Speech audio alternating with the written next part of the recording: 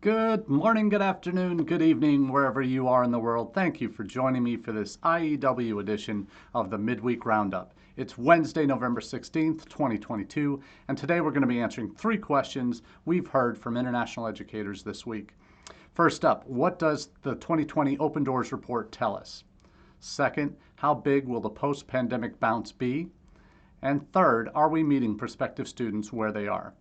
Those are our 3 questions. Before we get into the data from the Open Doors report and other important information about Open Doors and International Education Week, I want to say a special thank you to all of you who have been watching live or on repeat on our Facebook channel, LinkedIn profile, or our YouTube channel for education for SMIE Consulting. We also live stream on Twitter and across those 3 other platforms. And those that watch us, listen to us on repeat on our podcast version, audio-only podcast version of the Midweek Roundup. We appreciate you taking the time and making the Midweek Roundup a part of your international edification each week. And as we do each week, we take our news stories that we highlight here on the Roundup in question form from the stories that appear in our weekly newsletter that comes out Monday mornings at 9 a.m. Eastern, called All the SMIE News Fit to Share. And if you're wondering what SMIE is, that's part of the company name, social media, and international education, 2 of my passion areas for my work. So in terms of what we're going to talk about today, we know International Education Week is probably one of the highlights of the academic year for international educators in the United States and around the world. Those of us who support us through Education USA offices, U.S. consulates abroad, and embassies around the world, U.S. Fulbright commissions, all of them are engaged in our International Education Week activities every year, and it really brings an important light and focus onto what we do in our field. So it's important that we celebrate these this week and engage with our communities on our campuses and in our communities to show and highlight the value of international students, scholars, faculty that are on our college campuses, and enhance the experiences for all of the students that they interact with. So quickly about our newsletter. We do always drop the link to the most recent edition of the newsletter in the chat. You'll have that at smieconsulting.org/subscribe. I'll also put the link for the current newsletter for this week's edition that we take our news stories that form the theme of the 3 questions we do each Wednesday on the Roundup, and the LinkedIn version of the newsletter. If you prefer to get your version of your news through LinkedIn for International Ed, you can subscribe to the newsletter there as well. So let's get right into our first question. And as we said earlier, it's what does the 2022 Open Doors report tell us? Well, what it does do, and this is important context for any discussion about Open Doors, there are 2 parts of Open Doors data as it refers to inbound international students. The first is the annual data release of the 2021-22 academic year that started last August, September of 2021 through to the spring of 2022. Every college and university that hosts international students is surveyed.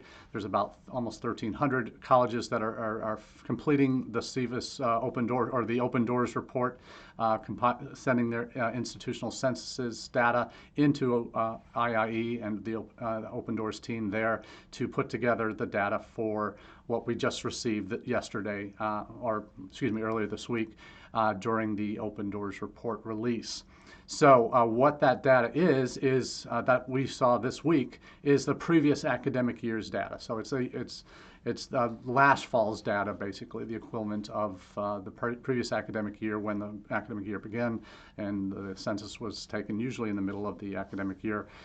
Then institutions reported all their degree-seeking students, all their non-degree-seeking students, English language, OPT, all of those students, and also other visa categories too that they might have had on their college campuses, so that we can get an aggregate amount of those institutions that responded, what the total number of international students. And again, this report is only covering post-secondary education, not high school, not vocational study in the United States, but does cover English language training.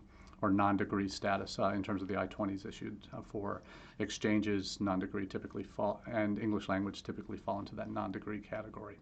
So that's kind of the baseline of what we're talking about with Open Doors. So it's this past year's academic data for international students enrolled, and that's the first part of the data that was released for inbound international students. The second was what they call, and have done for the last 4 or 5 years, the fall snapshot survey that covers approximately half of the institutions that Open Doors typically gets responses for annually from their census.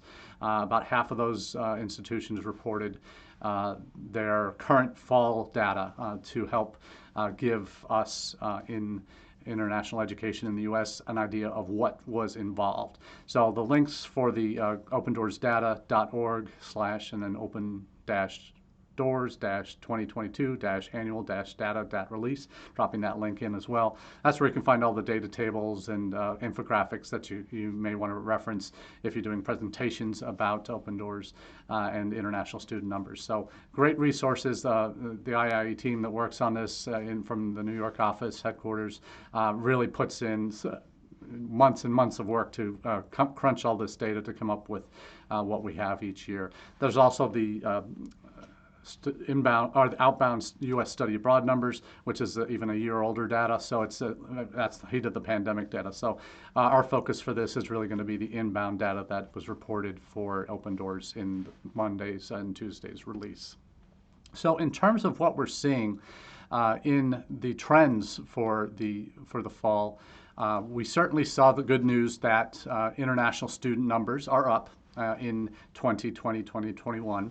Approximately 4%. So that was after 2 down years during the pandemic, pre-pandemic of 2019-20, and then the full brunt of the pandemic in 2020-21, where we saw a 16% drop. And that was primarily due to new students not being able to enroll in the fall of 2020 for that 2020-21 academic year because of consulates being closed, inability to travel, visas not available, that type of thing.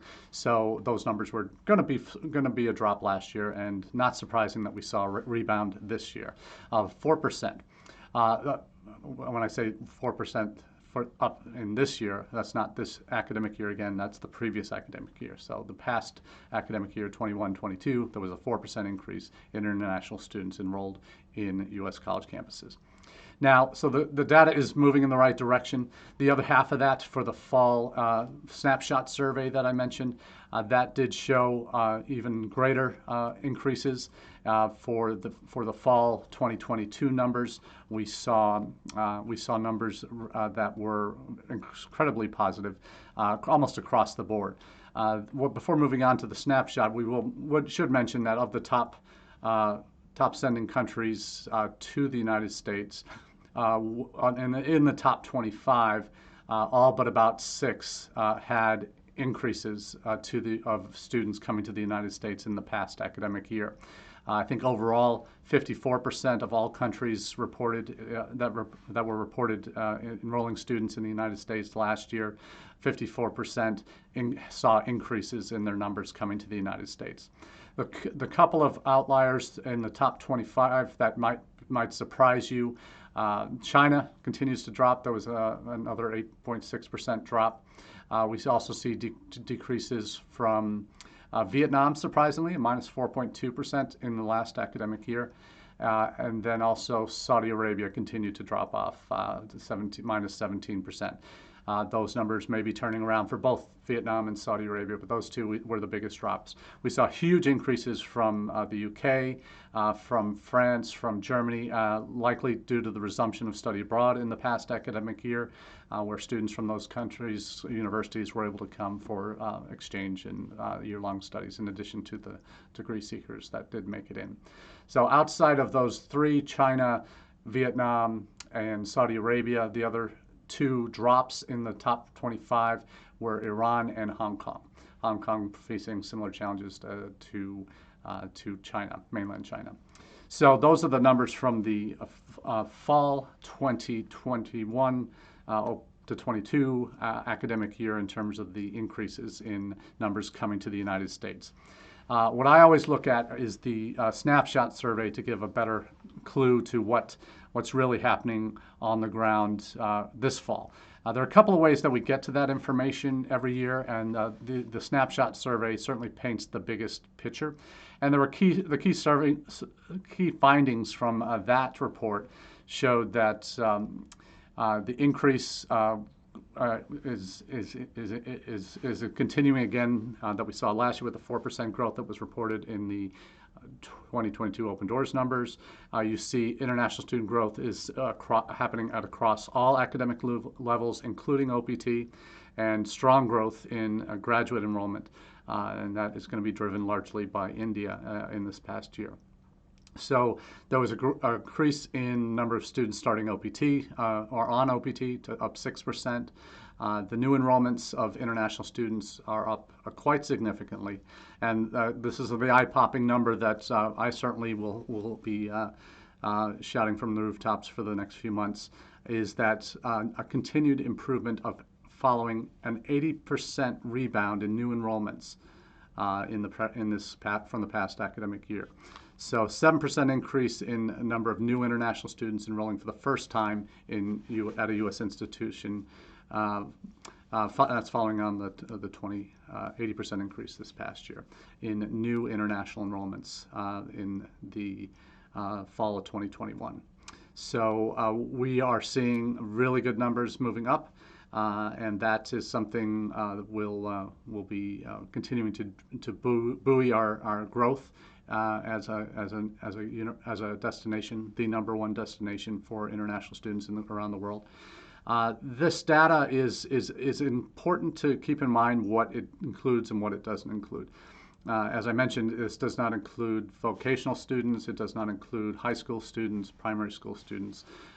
So those are the main categories that are not going to be part of the snapshots or the Open Doors or snapshot survey. So what the data also from the snapshot survey reports is that 99% of responding institutions are holding in-person classes or implementing a hybrid model. 94% of the reported international students are in the United States on campus. So that's certainly showing commitment to studying in person. You also see an increased focus on recruitment still being a priority. That increases in recruitment in India, Vietnam, Brazil, China, as well as international students currently in U.S. high schools, which represent an important chunk, are also a priority. How institutions are recruiting, you see that current international students are used most in the international recruitment process, and that's great to see that, the rise of using current students to help tell your story better than you could ever do it yourselves. The use of online recruitment events is still being used by over 53% of universities that were participating in this snapshot survey. And partnerships also increasing in popularity as an important recruitment tool. And certainly I can validate that at University of Nevada, Las Vegas, where I now work as Director of Global Recruitment and Partnerships. That's actually part of my title, Partnerships, not just recruiting students, but and developing the networks of partners through agents, through Education USA, through individual universities around the world that we might be finding good sources of students from, leveraging those and developing more of the bulk relationships that we could serve as reliable sources of students each year and diversifying where they're coming from, obviously. So some great news on that front. That in terms of outreach, where universities are focusing their efforts. Also, increasing financial support is either at the same or higher for 87% of respondees to the survey. Really some good chunks, and for those of us who really like digging our teeth into data, this is a great week for that. Beyond the IIE Open Doors data and the snapshot survey, you see a lot of the important trends in growth. That graduate enrollment growth in the fall snapshot survey is driven up 18%, followed by OPT at +6, non-degree at +4, so rise of those exchanges again, as well as English language training and undergraduate growth was up modestly at 2%. And that's due to the continued decline in the number of Chinese undergraduates that are coming to the United States. That's something we're not alone in seeing. The UK has also experienced that. China has their #1 market as well, but it has shifted dramatically from undergrad to grad, and that impacts their time, because most of their grad programs or our master's programs are year-long rather than 2 years in the U.S. and other countries. So the undergraduate growth from China has slowed and dropped in many countries, and we're waiting for, and talking to sources on the ground in China, it's clear that there's still the interest in studying abroad, but travel restrictions make it very difficult now for them to come. So there will be a rebound from China, but it's not going to be near the levels that we saw in 2015-16, when Chinese undergraduates were clearly at their peak. Chinese graduate students are still coming to the United States and represent now the greater majority of Chinese students in the U.S. So what it was also revealing in this report, there was information on, not just in the Open Doors report, you saw a number of references to the kind of main growth markets. And I think that is moving into the second question that we talk about for today's roundup, is how big will the post-pandemic bounce be? Well, let's look at the data. Our highest level of international student enrollments in the United States was, if I'm not mistaken, was in 2018, 2019, where there was almost 1.1 million international students studying in the United States, according to the Open Doors data in that academic year, 2018-2019. So that was kind of the peak. That's also when we had our peak in OPT numbers, and we were starting to see drops in the undergraduate numbers, and grad numbers were declining slightly.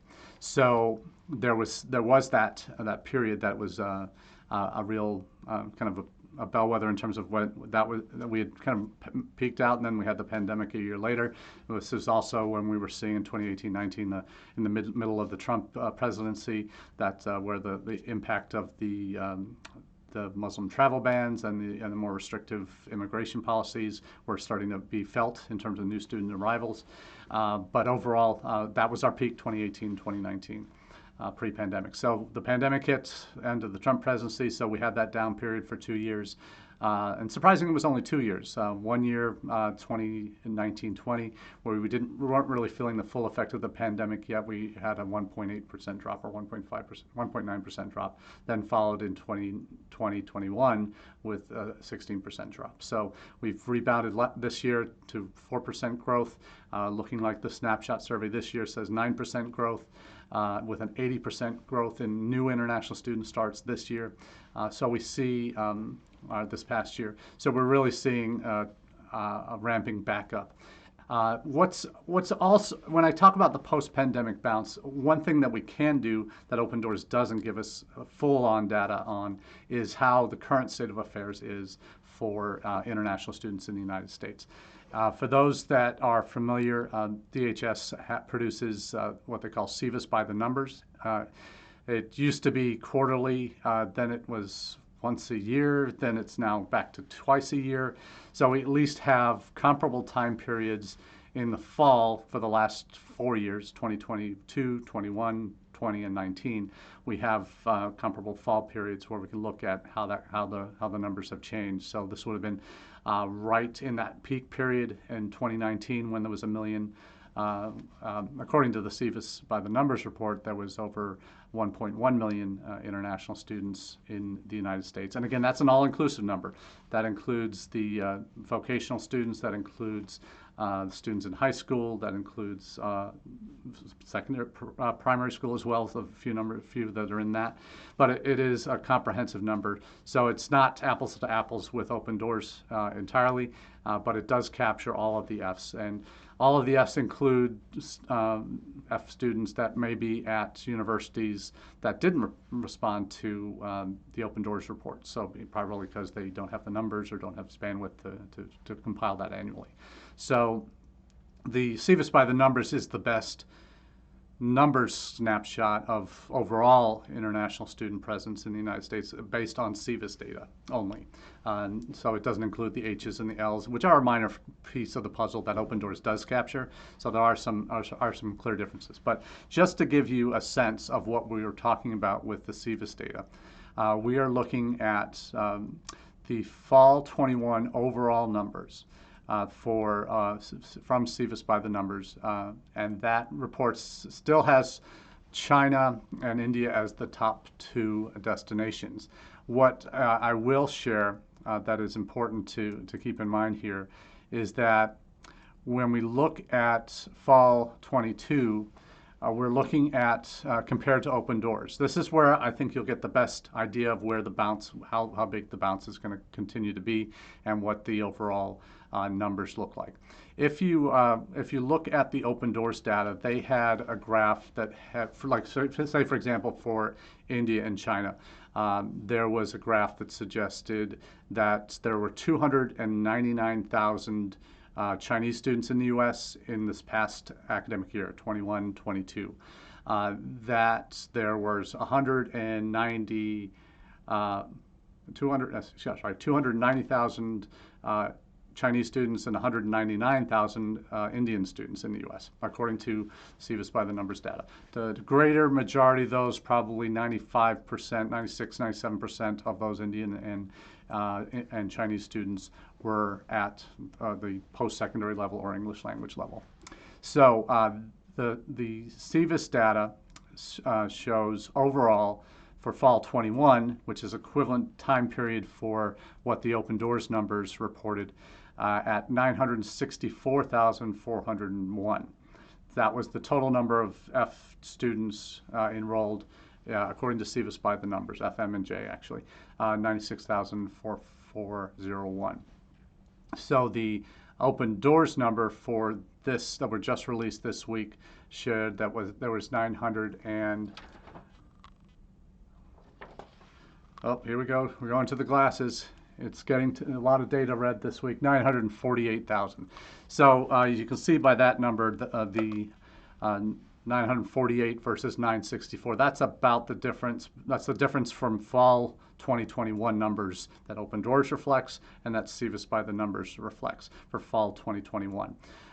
That would include students who are in high school that wouldn't be counted in the Open Doors. It would include vocational students that wouldn't be in the Open Doors data. So there's reasons why the SEVIS by the numbers are higher than the IIE numbers shared. But IIE also captures, again, those H, L's, J's, and other alphabet soup visas that might be on campus, as well as SILEs and such, that are recorded in Open Doors but aren't part of the SEVIS by the numbers report, which only tracks those that are documented in SEVIS, FM, and J's. So let's look at what fall 22 says. This is real time, as real as we're going to get in international ed for international students enrolled in the United States this fall, like this current semester. That number by SEVIS by the numbers reflects 1,025,156. So we broke the million barrier again after a couple of years being under that important number, that threshold. So we can say again now, we have over 1 million international students studying in the United States. And again, that's comprehensive, all levels. So I think that tells you where we're going. So that's a big bounce in the coming year that we should expect to see. If you look at what that is, it's jumping from, as we just said, 964 to 1,025,000. So up about 61,000 in the past year. So 61,000 will probably be up about 8 or 9%. So the fall snapshot survey is also a pretty good predictor of the overall numbers that will be up. So we've seen the 4% increase this year. I will bet dollars to donuts that will be up about 9% next year on the Open Doors data. So we're definitely on the road back to well over 1 million students for Open Doors next year in 2023 when they release in November. But we're already over the 1 million for current SEVIS by the numbers reports. So I think the bounce is going to be significant. It's going to grow. It's going to basically double the growth rate we had this year. It's going to double for what you see in Open Doors next year. How is this current year's recruitment cycle going? Let's laser focus in on the two big drivers, India and China.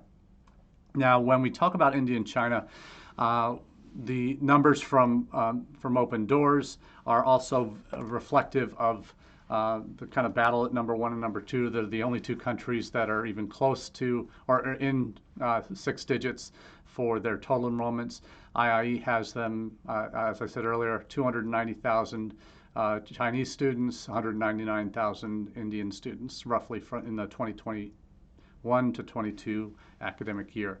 The SEVIS by the numbers reports for the same period in 2022 reflects an ever-tightening number of between those two. We've seen a continued drop-off in the SEVIS by the numbers report, where we're now down to 251,000 Chinese students in the United States versus 240,000 Indian students. So we've had a growth of over 40,000 Indian students in the last year and a drop of 39,000 Chinese students in the past year. Again, students who aren't getting visas to come to study, or they aren't being able to travel to come to leave China to come to the United States, even though the consulates and embassies have been open and have basically no wait times for student visas at this point.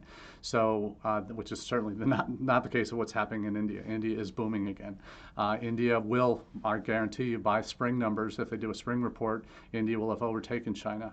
And certainly by next fall, they will most definitely be closer to 300,000, probably a reversal of where the Open Doors numbers are this year, is where I would see China continuing to drop. Unless something happens dramatic in the next 6 months where the visas, travel restrictions are lifted and students can travel to the United States and get their visas. So we're seeing a lot of that happening. So I think that that's going to be an interesting one to watch. It's going to drive a lot of international enrollments to the United States from India in particular. If China rebounds even slightly, it's only going to move that threshold up in terms of where our growth rate is going to go.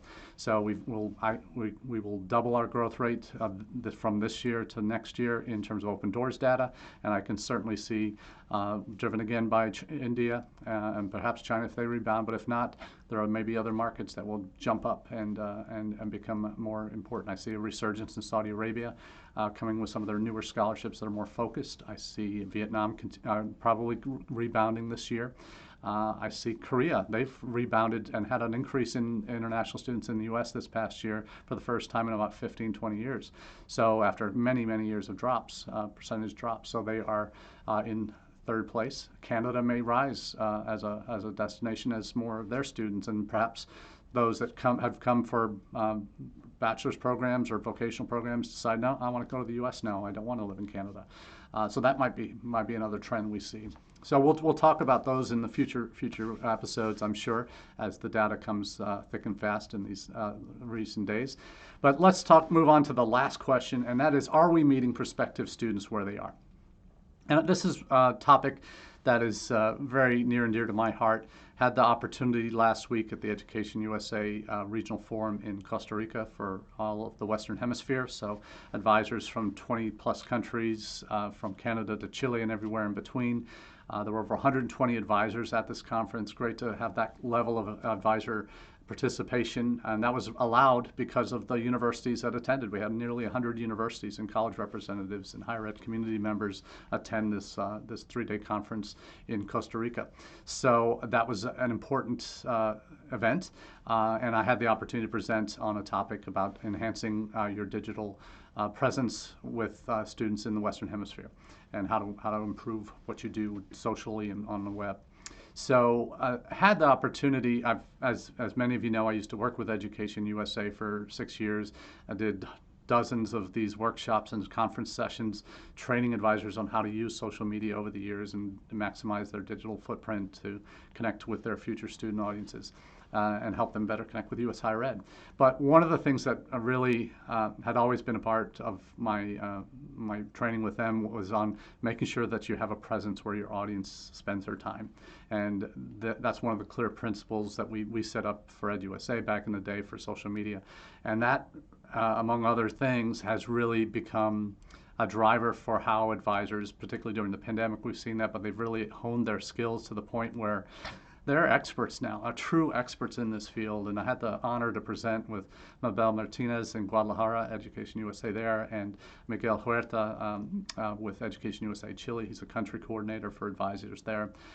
Both of them have very different perspectives on digital and social and the use of those in reaching students.